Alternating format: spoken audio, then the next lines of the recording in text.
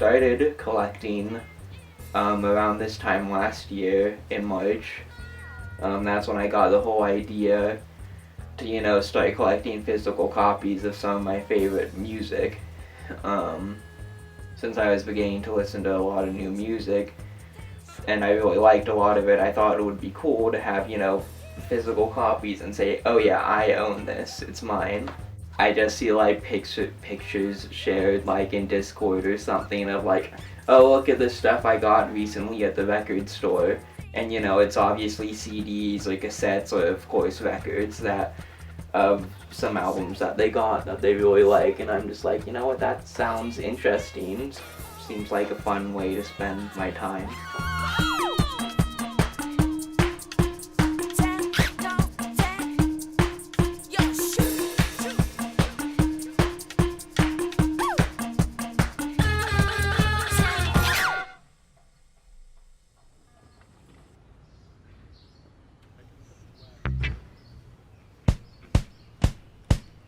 I've been collecting ever since I was 14 or 15 years old. I can still remember the very first records I bought was Frank Zappa's Freak Out and Andy Warhol Presents The Velvet Underground. It was the album that has a banana that you can actually peel. So when I was a child, the whole thing was, since you're starting off, you have nothing. So you want to acquire. You want to acquire the things you love. And with physical media, you have them, and it kind of becomes part of your life. People come over to your place. And in the old days, people would look and, oh, you got this album, cool, and we would talk about it. It would spur conversation. People can recommend you stuff. You can go to your friends and be like, well, yo, check out this cool new album I got on record, and if it's a rare one that maybe costs a pretty penny or something, like $75, then it's like, yo, I got this original first press of an album I really like, or that I think you'll like, and then you listen to it together, and it's just like magic.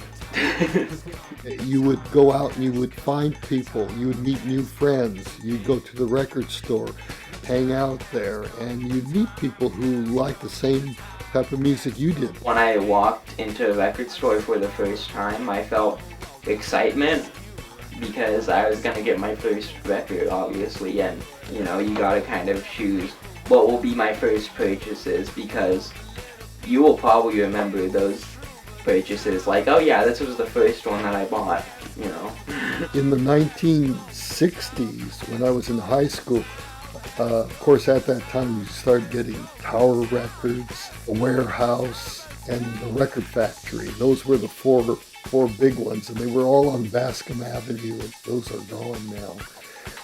But fortunately, there are still places like Rasputin's, Amoeba, and of course, certainly Streetlight Records that sells physical media. Thank goodness for those. I took an odd path to the record store. When I was in college, I was originally planning on working in advertising, and then I switched my major to journalism, and I found that I really liked radio. And then I got involved in the college radio station, which led me to a whole world of music that I knew nothing about, and it just blew my mind. And when I graduated from college, I thought, okay, I'll just go work at the record store while I figure out what I want to do with my life.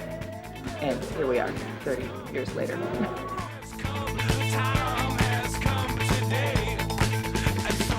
The vinyl resurgence has been huge. We see all sorts of people coming into the record store that didn't used to shop here. Young people, it used to be more of a middle-aged and older, more male than female. That has changed. It's really just kind of blown it wide open for us. I'm always excited when I see younger people going into a record store. It always depresses me when I just see people my age, because then as soon as we die out, that's going to be the end of the business. I think that streaming and downloading has definitely changed our industry. It has changed the experience of how we consume music. I mean, one thing that's been lost is the ritual especially with a record, but of a CD too. You go buy it at the store, you come home, you unwrap it. You can look at the cover. It has art, and you know, back in the old days when they actually did albums, they would hire artists to do the cover art. I've bought a few records at least just based on the artwork, like, wow, this looks really cool, you know? That experience, of course, is missing in downloading or in streaming. And I do think there's a sense of connection between people that's lost when you don't have physical goods, when you just press a button or type, program something in. If you have streaming, you could just talk to Siri or whatever and say, play me Monk's music, but it's not the same. It's not the same. In show business and music, you're playing a lot of local music. If you're performing, physical product is very important. Streaming music pays very little. Whereas if you produce your own CDs and t-shirts and hats, cup holders, the things bands do to try and enhance their revenues. A lot of obscure artists, or lesser known artists, will put out their stuff online, and not all record stores pick up on what is being put out online because, the artist isn't big enough, or there might be a limited quantity. That's the case for a lot of things that come from Bandcamp or something. I'm on a record, a 33.5 RPM long playing vinyl record. I played some harmonica on for my friend Jeffrey Halford. There's a niche market for vinyl. People are buying vinyl again. It's because they enjoy having the physical product. I think as long as the bands keep producing physical media, it'll perpetuate itself because people always want something tangible. I think no matter, even when we get into the space age and we're all transporting ourselves electronically, I think we'll still want something we can hold on to.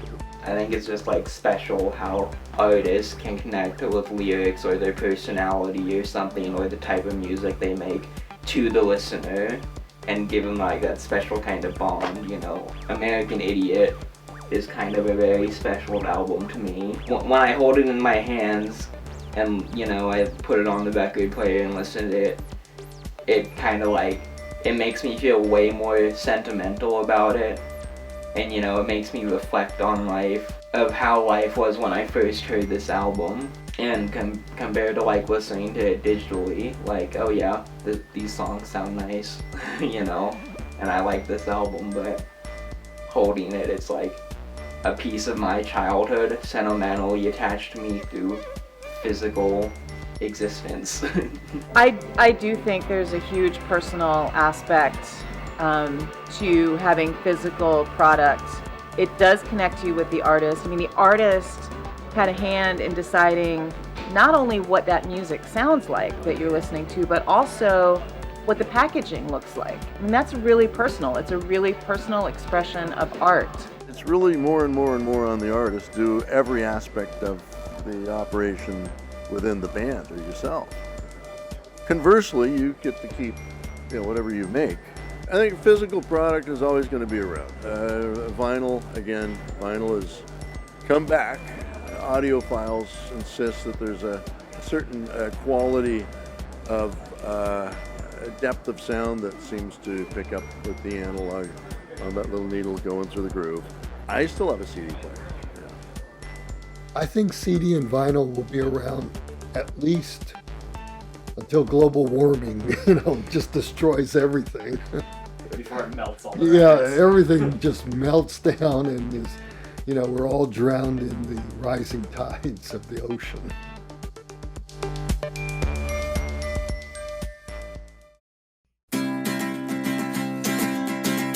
Two, 1, 2, 3, 4.